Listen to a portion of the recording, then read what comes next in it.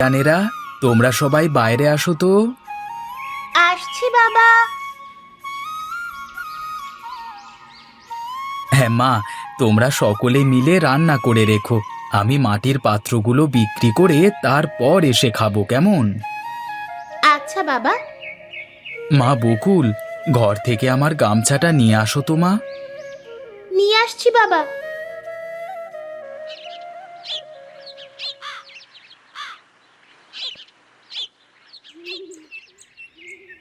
তাহলে আমি যাই এখন, কেমন?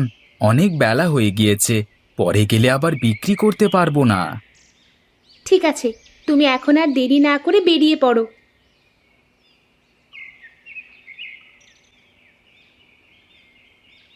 বাবা তো বলে গেছে রান্না করে আমরা খেয়ে তার জন্য রেখে দিতে, কিন্তু ঘরে যা শুকনো লাকড়ি আছে সেটা দিয়ে তো একবেলায় রান্না করা যাবে। রাত্রে আবার কি দিয়ে রান্না করব? তাহলে দুজনেই শুকনো লাকড়ি নিয়ে আসতে বনে গেলে এবং তিনজন রান্না করলেই তো হয়। ঠিক বলেছিস। বকুল ও হাসনা হেনা দুজনে বনে যাবি খড়ি নিয়ে আসতে, আর আমরা তিনজনে মিলে রান্না করব। বেশ, তাহলে যাই তবে।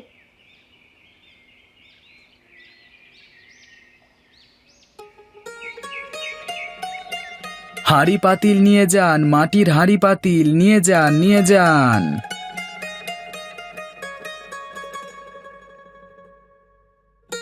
এই যে হাঁড়িওয়ালা ভাই, এদিকে আসেন তো, দেখি কেমন হাঁড়ি পাতিল নিয়ে এসেছেন।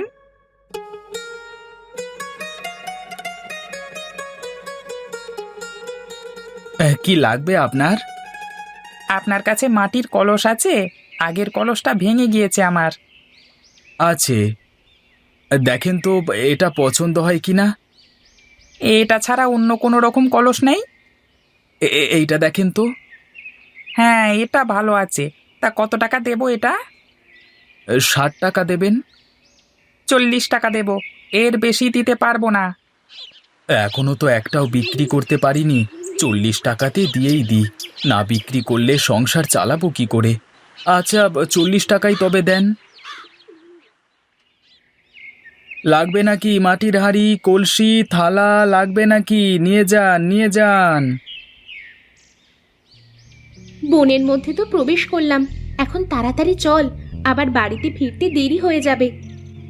বেশি ভিতরে যাওয়া যাবে না, তাহলে আবার হারিয়ে যাব। তাহলে চল এক কোণায় গিয়ে লাকড়ি কুড়াই। তাই চল। এইদিকে দেখ, এখানে একটা শুকনো কাঠ গাছ দেখা যাচ্ছে। চল, এই গাছ থেকে ডাল নিয়ে বাড়িতে চলে যাই।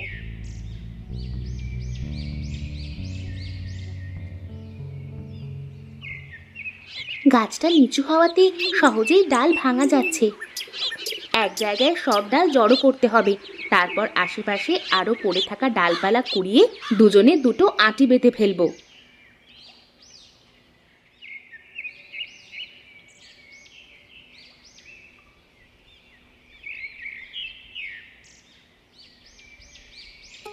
তোদের এত দেরি হলো কেন? কাঠ তো খোঁজা লাগে, অনেক খোঁজাখুঁজির পরে লাকড়ি জোগাড় করে নিয়ে আসলাম। তোদের জন্য আমরাও এখনো খাওয়া দাওয়া করিনি, তোদের সাথে খাবো বলে। চল, আমারও অনেক ক্ষুধা পেয়েছে। বুঝেছি, তোদের আর বনে পাঠাবো না। আমি আর শাপলা এরপর থেকে বনে যাব কাঠ নিয়ে আসতে। আচ্ছা, এখন সবাই চল খাওয়া শেষ করি। সবাই ঘরের ভেতরে চলে আয়। আপু, আজকে তোমাদের রান্না খুবই মজা হয়েছে। সত্যি, আজকে অনেক মজা হয়েছে। খাবার সময় বেশি কথা বলতে হয় না। মা বেলি, মা বেলি, ঘরে আছিস? বাবা, তুমি এসে গেছো? হ্যাঁ মা। আমরা খেতে বসেছি, তুমি ডালা বারান্দায় রেখে ভেতরে আসো। আচ্ছা মা, আচ্ছা ঠিক আছে। তোরা এত বেলায় খেতে বসেছিস কেন? বিকেল হয়ে গেছে তো। বকুল আর হাসনা হেনা বন থেকে আসতে দেরি করে ফেলেছে, তুমিও আমাদের সাথে খেতে বসো। না রে মা, আগে গোসল করতে হবে, শরীর থেকে ঘাম ঝরছে। আচ্ছা, তুমি গোসল করে আসো, আমি খাবার প্লেটে করে বেড়ে রাখি। আচ্ছা।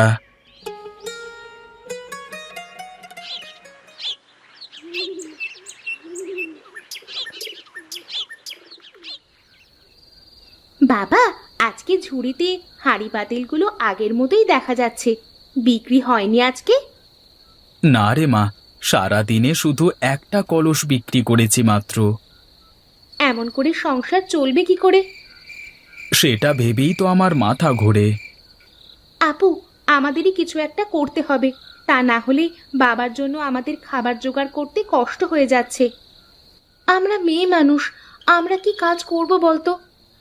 তোমার রান্নার হাত অনেক সুন্দর, তুমি চাইলে পিঠা বানিয়ে বিক্রি করতে পারো। সেটা দিয়ে আমাদের সংসার চলে যাবে, আমরাও সাহায্য করব। সেটা করলেও তো টাকা লাগবে, জিনিসপত্র কেনার টাকা কোথায় পাবো? বাবাকে বলো মোড়ল মশাইয়ের কাছ থেকে কিছু টাকা ধার নিয়ে আসতে। বাবা, তুমি কি যাবে মোড়ল সাহেবের বাড়ি? তোরা যদি পিঠা বানিয়ে বিক্রি করতে চাস তাহলে আমি যাব। কবে যাবে তুমি? আজকে তো রাত হয়ে গিয়েছে, কালকে সকালে যাব। তোরা এখন ঘুমিয়ে পড় কেমন, অনেক রাত হয়ে গিয়েছে। আচ্ছা বাবা।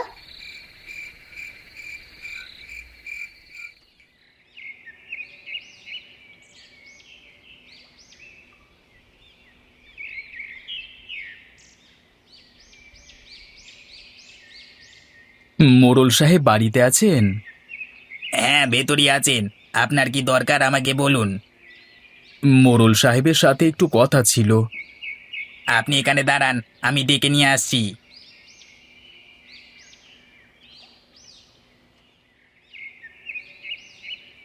কি ব্যাপার মহেশ, তুই আমার বাড়িতে? একটা কাজে এসেছিলাম মোড়ল মশাই। কি কাজ বল দেখি। কিছুটা টাকা যদি ধার দিতেন তাহলে বড় উপকার হতো। টাকা দিয়ে কি করবি? আমার হাঁড়ি পাতিল বিক্রি